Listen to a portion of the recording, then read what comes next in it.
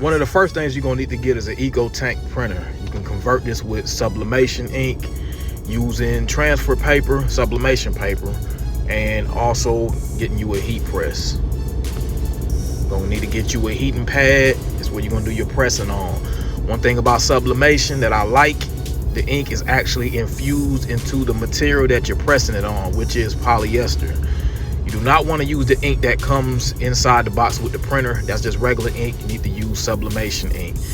I used Hiipoo is the brand that I use. It's a pretty well-known company. Seems like it's pretty reputable. Never had no issues with it. Again, you want to press this onto polyester material, or you can do a 50-50 blend with polyester and cotton, but you do not want to do direct to cotton. It fades a lot. So here's the step when you try to do the sublimation. You press the container down onto the tab inside. It's got like that thin layer that you're gonna have to kind of puncture when you press it down. You don't have to press too hard, but just put a little firm pressure on it and it'll work. The video is sped up a little bit, but it doesn't take no more than maybe a minute per color. I mean, you don't have to squeeze, you don't have to push it, shake it. You know what I'm saying? No diddy, none of that. You don't have to do none of that. Just put it on there and let it flow, and it'll pretty much, you know, do its thing by itself.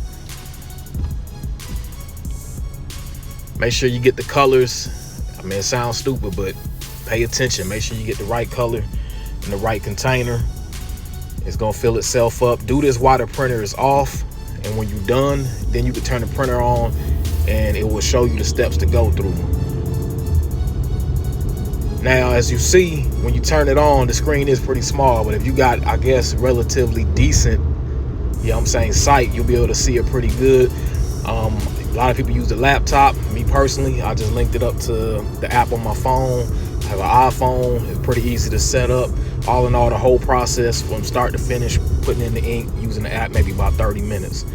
You're gonna want to get you some sublimation paper. You're really gonna want some parchment paper as well, or you can either use regular computer paper, something that you're gonna need to have as a protectant to put inside the shirt.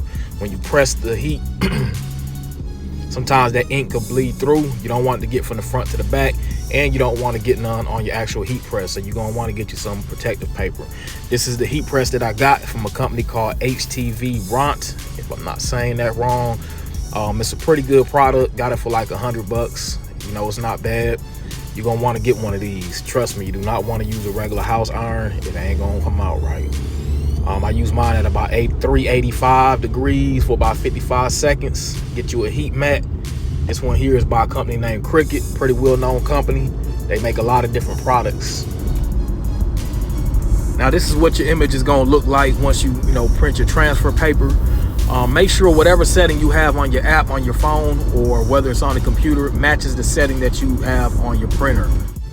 I mean, like I said, sublimation, it actually goes into the product that you're pressing it on, so it actually becomes a part of it. None of that plastic, stuff that cracks and peels and all that. That's one of the advantages to sublimation. Again, to the left, that's using the house iron. To the right, that's using the heat press. Take your couple dollars, invest in that. It will pay off.